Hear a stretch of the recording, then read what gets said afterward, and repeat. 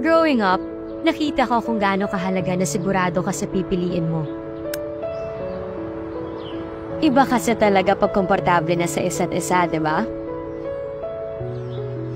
Komportable ako kasi maaasahan siya. Simple lang, pero sigurado akong subok na ng panahon. Hindi ka manulugi. Komportable din ako to show a different side of me. To be flexible kasama siya. Iba kasi yung kilala mo na. Masaya, may ginhawa. Basta kasama ko siya, komportable din ako sumubok ng bago.